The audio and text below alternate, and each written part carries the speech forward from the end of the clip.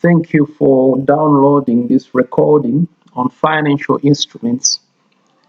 I think that when we still meeting during those days before the COVID-19 came along, we had covered a lot of work except for this very important topic, financial instrument. This is one of the topics, of course, that few topics that we remained with. So financial instruments, our standards under focus IS 32 that deals with classification of financial instruments, IFRS 9 that deals with measurement of financial instruments, and then we have got IFRS 7 that deals with disclosure. Now, they're just basic things that you need to know about this standard, and I don't want to dwell so much on the unnecessary detail because I think we're here to help to focus your thoughts so that you can pass. Okay, now, financial instruments remains one of the most challenging areas of your syllabus, but I think that you need to know certain things that the examiners like. Once you know what he likes or they like, then you have got some confidence that you will perform well in your exams. So let us look at some key terms before we get on to the questions. A financial instrument refers to any contract that gives rise to a financial asset of one entity and a financial liability or equity instrument of another. If you buy some shares in a company, to you those shares can be regarded to be as a financial asset, but the company in which you invest, those shares will be regarded as equity or indeed a special liability representing what the company owes back to the owners. Financial assets include cash, an equity instrument of another entity, a contractual right to receive cash or another asset. For instance, if you sell goods on credit, of course you've got a receivable, so you've got a contractual right. In fact, you've got a contract asset to receive cash in the near future. Then we have got the last point, which says exchange, one that results in an exchange of financial instruments under potentially favorable conditions. All right, let us progress. A financial liability, on the other hand, is a contractual obligation to deliver cash or other financial assets or to exchange financial instruments under potentially unfavorable conditions. An equity instrument is a contract that evidences residual interest in the assets of an entity after deducting all its liabilities. So equity is simply the total assets minus total liabilities. Now, IS 32 focuses on financial instruments presentation. The objective is to help users understand how financial instruments have affected the financial position, the performance, and the cash flows of an entity. And of course, with the advent of what we call stock markets, you will be able to see a lot of financial instruments that companies involve themselves in, and most of the times these might be treated as off the balance sheet items, but they may have some material or significant impact on the information or needs of users of financial statements, hence the standards and hence the topic that we are dealing with right now, financial instruments. Financial instruments should be presented according to substance, not the legal form. Remember that in financial reporting, we value commercial reality rather than the form of a business transaction. Financial instruments do not include physical assets, intangible assets, prepaid expenses, deferred revenue, warranty obligation, or liabilities, for these are dealt with under other standards. Interest, dividends, losses, gains relating to a financial instruments are classified as a financial liability, should be, of course, recognized in the profit or loss. Dividends to ordinary shares, that's of course a reduction in your retained earnings in the statement of changes in equity. transactions costs or transaction costs of an equity transaction, that should be rather debited to the share premium account. Then compound instruments, this should be split into debt and equity parts. And no offsetting of financial assets and liabilities is permitted unless there is an enforceable rule in place to do so. All right, so now let us progress. IFRS 9 deals with financial instruments measurements. We need to recognition and measurement. Of course, we need to recognize when an entity becomes, we need to recognize financial instruments rather when an entity becomes a party to the contractual provisions of a given instrument. We need to recognize a financial instrument when the contractual rights to the cash flows expire. That is in the case of financial assets. When we fully discharge an obligation, that is in the case of a financial liability. Initially, financial assets or financial instruments are measured at fair value plus directly attributable transaction costs. Subsequently, measurement is to be either done at amortized cost or indeed fair value. Assets held at amortized cost are measured using the effective interest rates. Again, disclosures are dealt with under IFRS 7. All right, so you can take a bit of time to read that. I'd like to start with one aspect of financial instruments through a question that has to deal with the separation of, and it falls under classification, of course, the separation of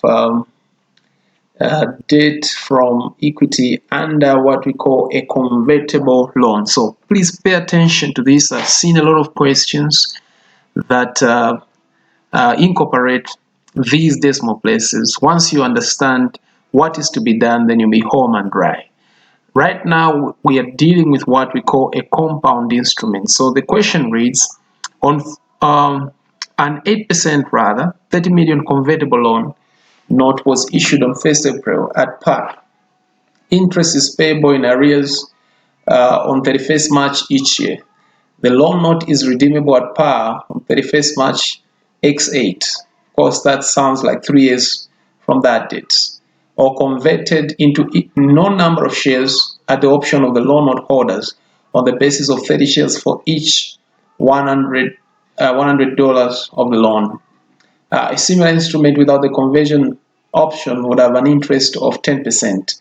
Present value of $1 receivables at the end of each year based on discount rates of 8% and 10% is given. So let us attack this question, and as you find it in your exams, you do exactly what I'm going to show you.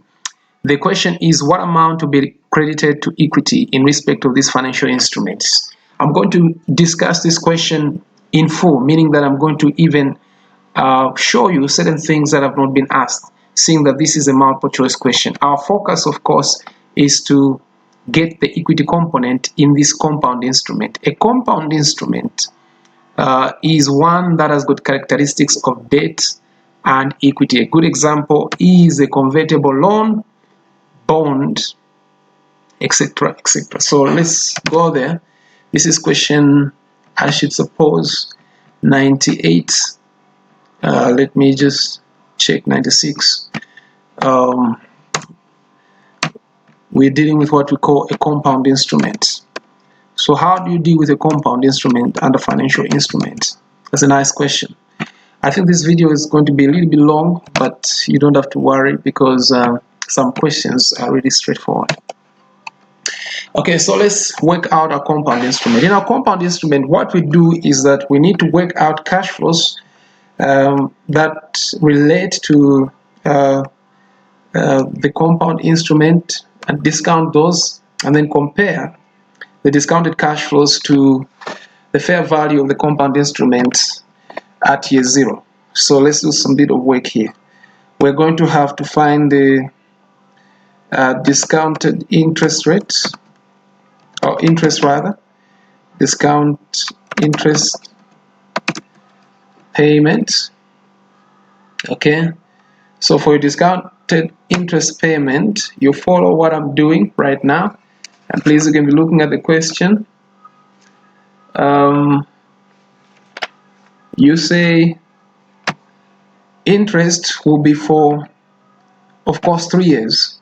So I'm going to write something here from year 1 up to year 3. Okay, we are going to get our principal, in this case 30 million. We multiply that. Now notice in your question you have been given 2 rates, so you will go initially for the lower rate because that will be the basis for the coupon rate. So go for the lower rate, all right, which is 8%. And then we want to make our lives a little bit easy. We want to discount all the interest for the 3 years, so we cannot use a simple discount factor. We're going to use the cumulative. So the cumulative in this case will be, and by the way, for discounting, we'll be using the higher rate. So we go to the higher rate there, 10%. The total of all these discount rates is 2.49. Let me just write that one, 2.49. Okay, so when you do your maths, here we can even put thousands so that we don't take too much time. When you do your maths, you have the following. Okay, 30,000 multiplied by 8%, and further multiply that by 2.49. How much do we have? That's the figure there. And then we also consider the fact that there is a chance that we can repay the principal at the end of the 3 years. Let us discount that figure, principal, this present value. So really here we're just dealing with present values. The principal in this case is a 30 million. I'm supposed to write that one as well there, right? Let's multiply this amount by the simple discount factor. Let's go back to our work. In the year 3, what would be the simple discount factor for the highest discount factor here? Remember, we use the highest discount rate to discount our figure. So 0.75. That's correct. So you say 0.75. When you do your maths, of course, you will be getting something close to what I'm going to have, 75. That's what you have. So the next thing that you do, you now sum up these figures. I can do that just briefly. Okay, sum up. That's what we have. Now we know that the value now, or the fair value of this particular instrument, is standing at 30. All right. So notice we're getting an instrument whose value now is that, and whose discounted cash flows is that. There is a gain here, and that gain is supposed to be recognized under equity. Actually, it's a balancing figure. So when you do your work, you will discover that you're getting that figure, and this is the figure that we're looking for. So this is a figure for equity that we were looking for in our question, and so our answer is B. I hope you can see that option there. That is how you deal with that. Now, away from that, allow me to show you how you work out this in your published accounts question. So these are the things that you look out for in the published accounts question. This instrument will give rise to what we call finance costs. Pay attention. Okay, finance cost will be based upon the discounted figure of 28, which, by the way, is considered to be debt. Right?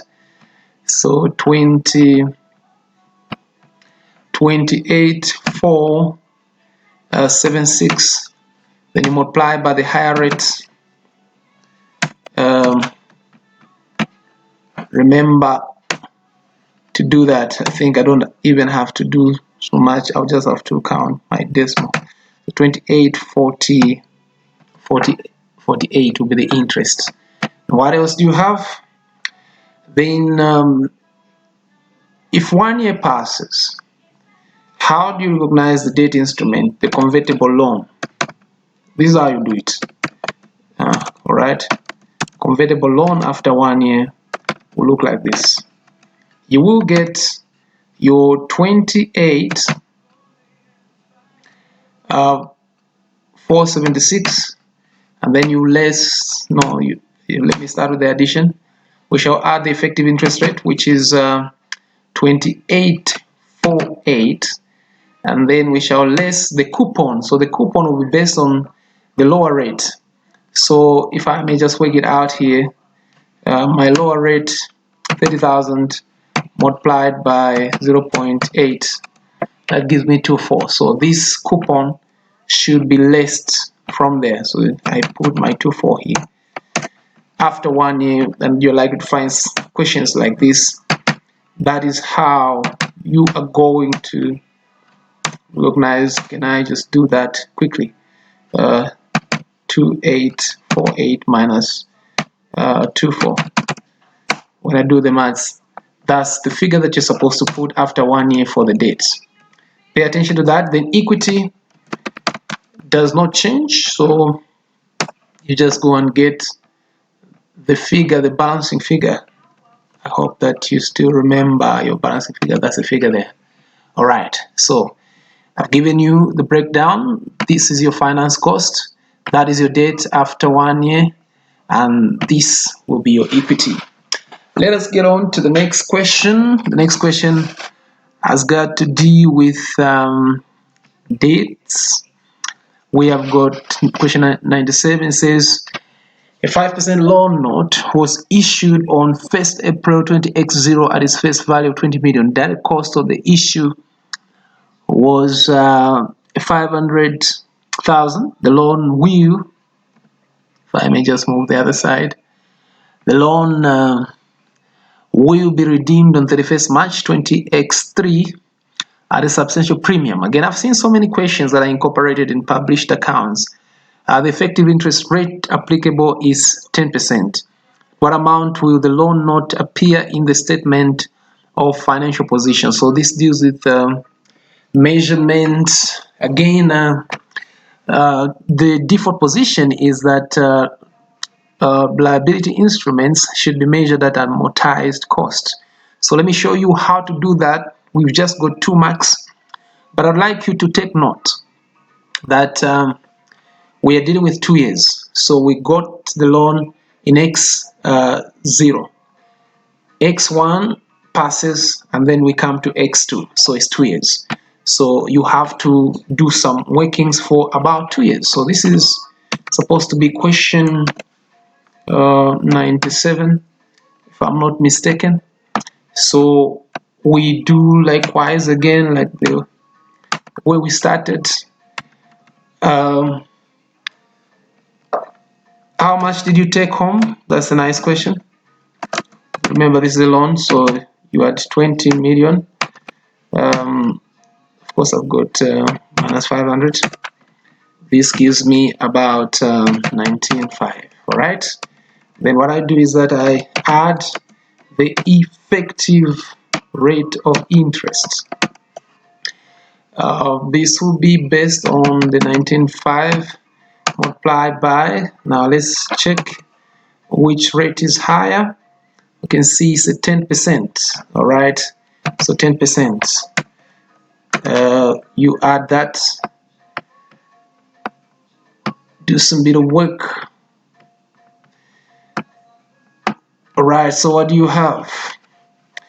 Add 1950, and then you say less the coupon, the nominal rate of interest, coupon rate.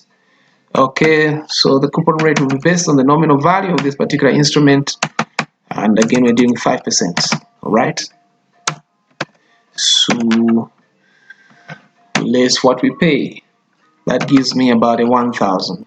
So by the end of the first year in X1, all right, X1, I can just write year end. How much is my recognized That's the figure there. All right. Now we're not looking for x1. Remember what I told you?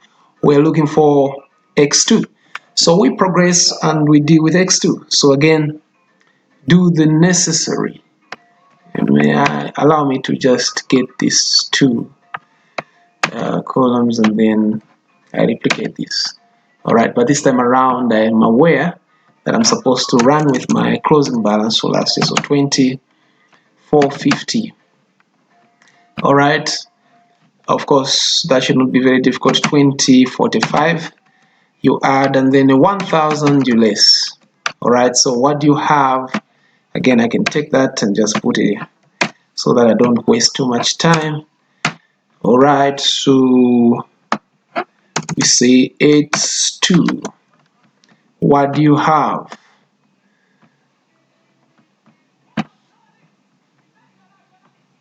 We do some work. Okay, so that's the figure that we're looking for. That is 21,495. So when I go there, I think my answer is D. I think you can see that. Let us now go down. We go to this question, which is highly theoretic. We're told use the drag and drop option below. Complete the statement to show how IFRS 9 financial instruments require investment in equity instruments to be measured and accounted for in the absence of an election at initial recognition.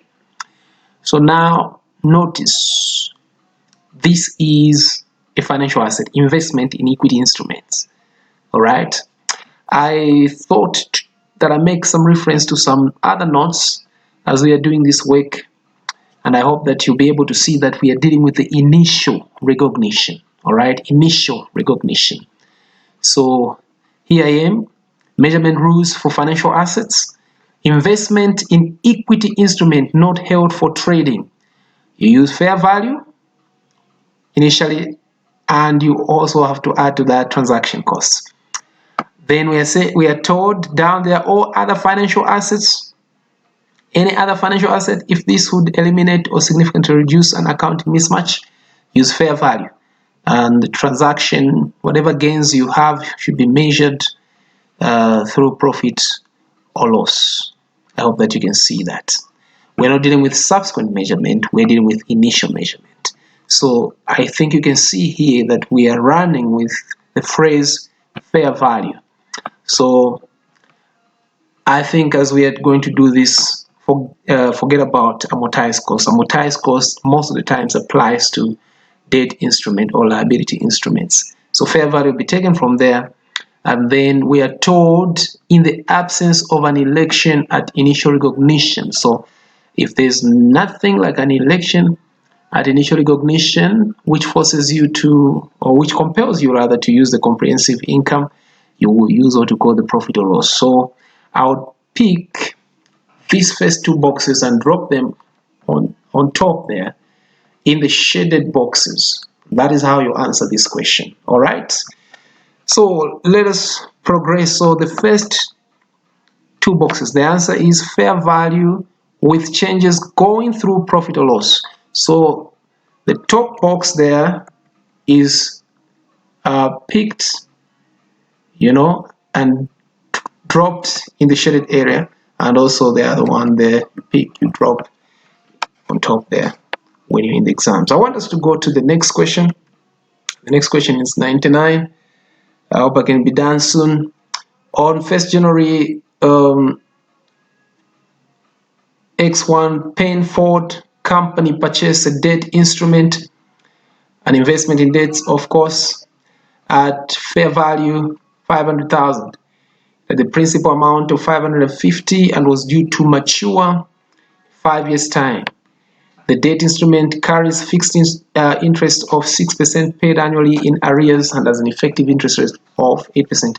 What amount will the debt instrument be shown in the statement of financial position? Now, again, excuse me, but I'm dealing with 2 years. I would like you to apply the method we have used in question 99, in question, not question 99 rather, but question 97. Use the same rules that we have used in 97 and please see if you can get that answer for us. Let us go to question 100. Which of the following is not classified as a financial instrument? Under IS 32, again, you just go for the odd one out. When I look at these share options for under financial instrument, intangible asset, I doubt. Trade receivables, yes. Do you remember we had contract assets? Redeemable preference shares, yes, very much so. And so the answer, of course, is B. Intangible asset has got its own standard, which is IS 38. All right, almost there. Let us deal with these last two simple ones and then I'll close. So 101 says, Dexon Company draft statement of financial position as at 31st March. X8 shows a financial asset at fair value through profit or loss with a carrying amount of $12.5 million as at 1st April 20X7. These financial assets are held in a fund whose value changes directly in proportion to a specified market index. At 1st April 20X7, the relevant index was 12. But now, 1 year away, the index has risen to 1296. What amount of gain or loss should be recognized at the first March X8 in respect of these assets? Now, index I used to measure value. All right. So we just want to find the change in value of this 12.5 million based on these index values. It's not very difficult. It's actually very cheap. All you need to do is to remember how to do what we call percentage increase. So I'm on question 100. If I'm not mistaken, I'm on question 101 rather. So question 101, what do we have? We need to deal with percentage increase. All right.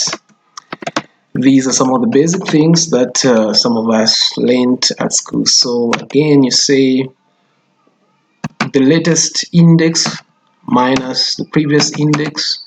All right. Then you divide that by the oldest. Then you multiply whatever you find by our figure, which is not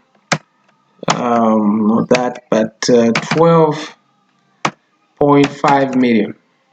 Okay. I think when you do the maths, you should be getting a 1 million, and that, of course, should be recognized in your what amount of gain or loss should be recognized in respect in the profit or loss. So it's a 1 million. Please work out that. 102. Finally, may I start with the requirement at what amount in respect of these shares will be shown under investment in equity instruments in the statement of financial position. Excuse me. On 1st January, Zip Limited purchased 40,000 listed equity shares at price of $3 per share.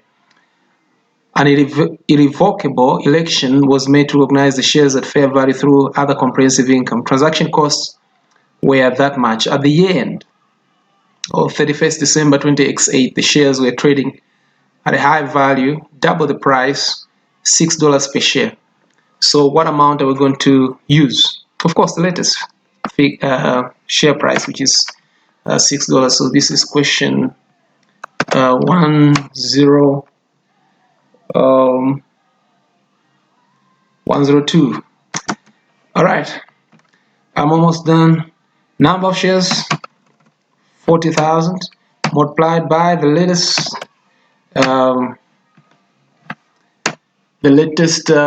market share price. Of course, most of you would agree with me that we are dealing with that. So thank you very much for listening. Excuse me. Try to have a go at question 99. That is your challenge. Thank you very much. So I'd like to end there.